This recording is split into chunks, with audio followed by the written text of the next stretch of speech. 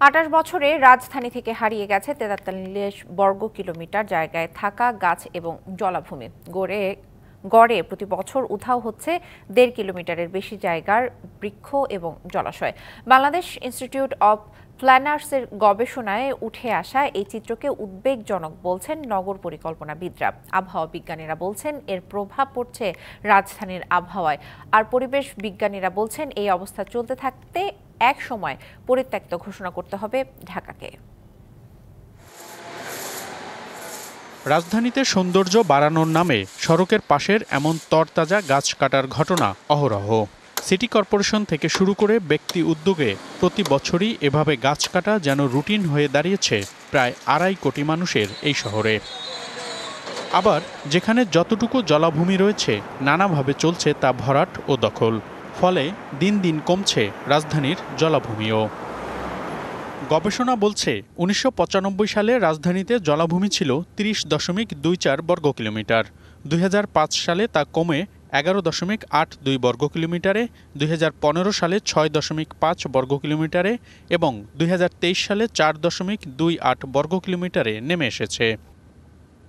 আর ১৯৯৫ সালে রাজধানীর ২৯.৪২ বর্গ কিলোমিটার জায়গা জুড়ে গাছ ছিল, যা কমে ২০০৫ সালে ২৩.৩৩ বর্গ কিলোমিটার, ২০১৫ সালে ২০.৪৮ বর্গ কিলোমিটার এবং ২০২৩ সালে ১৩.৪০ বর্গ কিলোমিটারে নেমে এসেছে। ওয়ালটন ফ্রিজ কিনে অনেকের মতো আপনিও হয়ে যেতে পারেন মিলেনিয়াল সেরা পণ্যের সেরা অফার।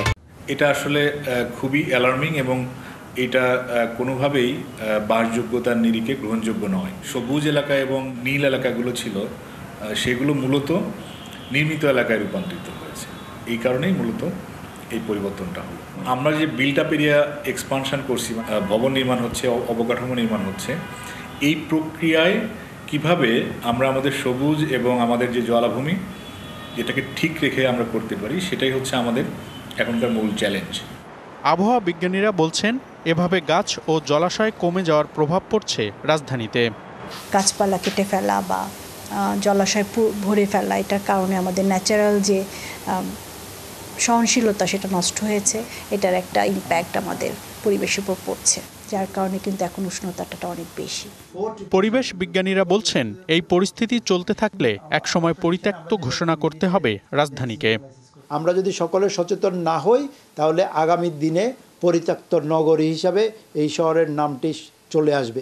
গাছ এবং জলাধার, নীল এবং সবুজ, এই দুইটা রক্ষা করেই নিজেদের রক্ষার পথ রাখতে হবে, না হলে পালানোর কোনো জায়গা থাকবে না। নগর বাঁচাতে গাছ ও জলাভূমির পরিমাণ বাড়াতে নতুন করে পরিকল্পনা করতে বলছেন বিশেষজ্ঞরা।